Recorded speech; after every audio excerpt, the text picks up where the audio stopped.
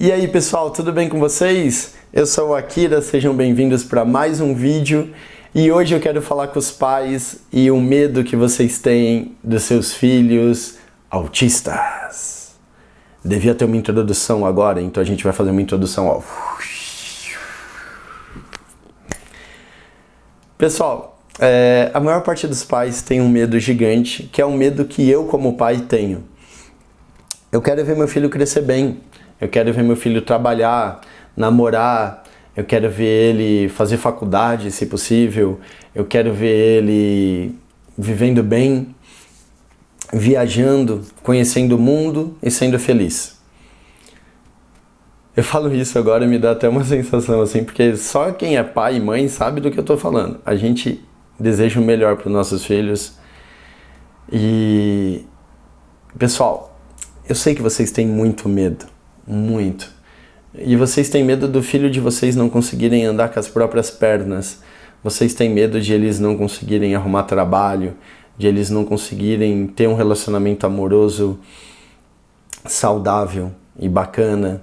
Vocês têm medo de eles serem assaltados,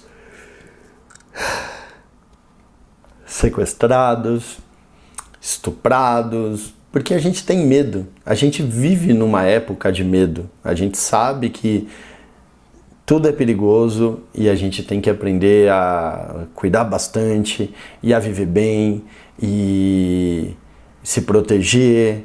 E aí essa parte do se proteger é onde a maior parte de vocês pais estão errando. Vocês estão tentando proteger tanto seus filhos que eles não têm anticorpos contra o mal da vida. Eu percebi isso. Eu percebi que muitas pessoas falam, cara, mas você se adapta tão bem, você parece um neurotípico, meu Deus, você é incrível, parabéns. E tudo isso foi moldado no fogo do inferno, cara. Isso tudo foi aprendido na raça. Então assim, eu aprendi a valorizar minha alimentação, a comer bem e a trabalhar bastante para ter sempre comida na geladeira e no armário, porque eu passei fome, tá? Então assim, quando eu era criança, um fato que marcou a vida da minha mãe, eu olhei um dia para minha mãe, depois que ela tinha separado do meu padrasto, a gente estava morando em Paulínia, numa casinha de madeira que fazia um frio do caramba à noite. E eu olhei pra minha mãe e falei pra ela que eu tava doente. Aí ela falou, filho, por quê? Eu falei, mãe, porque eu tô com dor. Aí ela falou, mas filho, como assim você tá doente? Eu falei, eu tô com dor, a minha barriga dói. Aí ela falou, mas dói como? Eu falei, ela dói e fica fazendo uns barulhos estranhos, fazendo... Aí minha mãe ouviu minha barriga tava roncando, eu tava com fome. Eu devia ter uns 8, 9 anos aí e eu nunca tinha sentido fome na minha vida. Então eu não sabia o que era fome. Olha que incrível isso. Então aquilo para minha mãe, ela falou que foi um choque para ela, porque foi a primeira vez que minha mãe se sentiu muito mal de não ter dinheiro, de ela não conseguir sustentar a gente como ela gostaria. E nessa época eu lembro que eu ia de manhã, ela mandava ir na padaria para comprar pão de 2 dias atrás. Então assim, o pãozinho era um pão quase duro. Ele era macio, mas quase duro, velho, tudo enrugado. E aí a gente pagava 2 centavos por pãozinho, 5 centavos por pãozinho, porque era um pão que ia pro lixo. Não dava para fazer tanta torrada com aqueles pão. E aí, tipo, ia pro lixo. E aí eu ia lá e comprava esse pão, chegava em casa, não tinha manteiga. Aí a gente pegava a frigideira, jogava um fiozinho de óleo, fritava um pouco o pão e jogava uma pitadinha de sal, fazia um chamate e comer. Eu lembro que teve uma vez que acabou o chamate e não tinha nem leite. E a gente não tomava leite, porque não tinha como comprar. E aí a gente pegou, tinha uma caixinha de leite condensado, a gente colocava tipo no fundo do copo assim um pouquinho de leite condensado e completava com água. Aí mexia, ficava tipo um leite adoçado, mais doce pra caramba. E o nosso café era aquele pão de frigideira com óleo com esse leite condensado com água que fazia um leite adoçado. E foi uma fase muito difícil. Então assim, essa fase difícil, ela me fez querer trabalhar muito e ela me fez ter uma consciência de que a fome ela existe, entendeu? E eu nunca mais quero passar fome, porque eu não passei fome só dessa vez, quando eu era criança, com 8 anos. Eu tava em Botucatu, acho que com 18, 19 anos, eu tava em Botucatu e eu tava trabalhando de mototáxi. E minha moto quebrou, eu não conseguia trabalhar, não tinha ajuda de ninguém. Eu já era maior de idade, então meu pai não tinha obrigação de ficar me dando pensão. Aí nessa época eu já não tinha mais pensão alimentícia. E aí eu passei fome de novo. E eu lembro que eu fui na Igreja Promessas e tinha um pastor lá, que se eu não me engano chamava Pastor Glaucir. E a mulher desse pastor, um dia eu cheguei lá morrendo de fome, cara. Eu fui na igreja lá, cheguei com muita fome e ela me deu um pão feito em casa, enrolado num guardanapo. Ela falou, ó, eu fiz um pão hoje e Deus tocou meu coração que eu devia trazer esse pão pra você. E cara, acho que eu tava um dia sem comer, porque um dia anterior a esse que eu tava sem comer, eu passei o dia inteiro comendo um pacote de bolacha, água e sal com manteiga, que era o que eu tinha dinheiro para comprar, R$4, se eu não me engano. E aí ela me deu esse pão e eu comi esse pão por 3 dias, cara. Tipo, eu cortei assim, eu comia metade no almoço, metade na janta. E o mais incrível de tudo é que era uma época que eu tava bem magro. E aí todo mundo, cara, olha essa época como você tava magro e tal. E eu tava magro porque eu tava passando fome. E as pessoas, nossa, como você tava magro. E a gente tem essa política de magreza que é assustadora, né? Essa condição, né, social. E eu falei, cara, eu tava passando fome e ninguém sabia. E eu também não era de ficar reclamando também.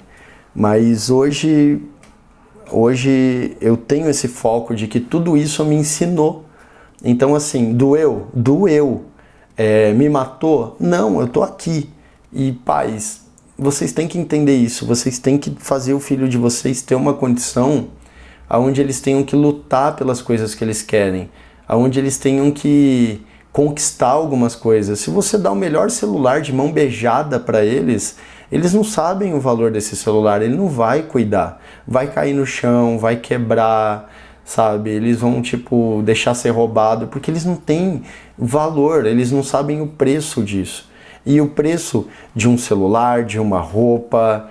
Então, assim, dependendo da criança, se ela não tiver um autismo de moderado grave para grave, eu indico a vocês que deixe o seu filho sofrer um pouquinho, levemente, uma pequena dorzinha, tá bom?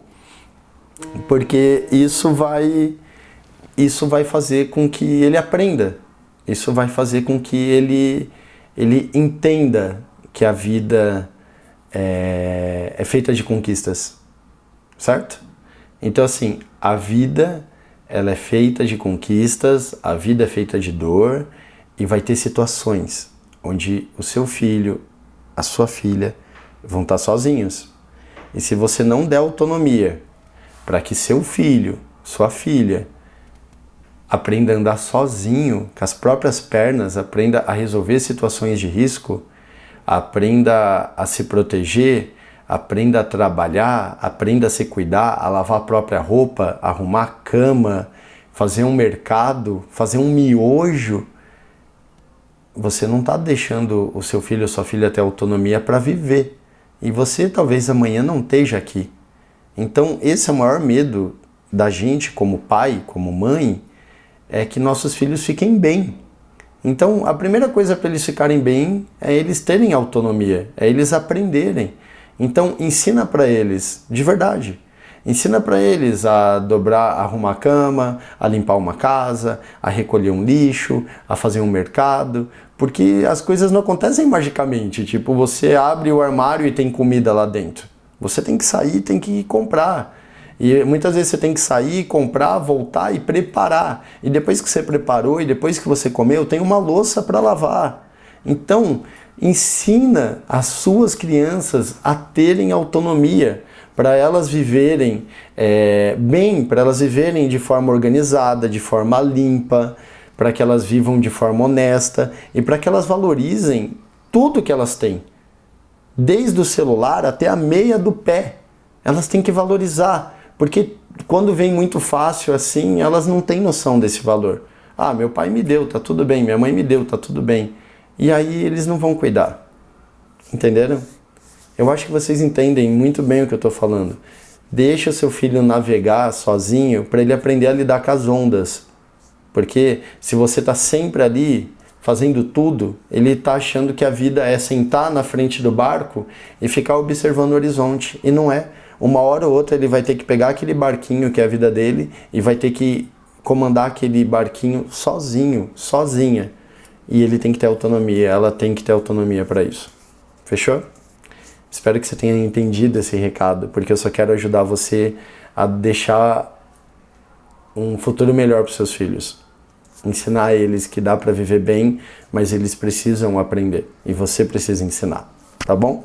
Então, se você gostou desse vídeo, deixa o seu like, se inscreve no canal, vê de apoiar aqui. Você pode ser um padrinho desse canal, apoiando a partir de R$5 por mês, e assim você me motiva a manter os vídeos, tá bom? E como eu tenho toque, eu vou ter que fazer a finalização de novo, porque eu sempre esqueço de fazer esse convite do padrinho, e aí eu me perco todo. Então, deixa o seu like, se inscreve no canal, um abraço e tchau!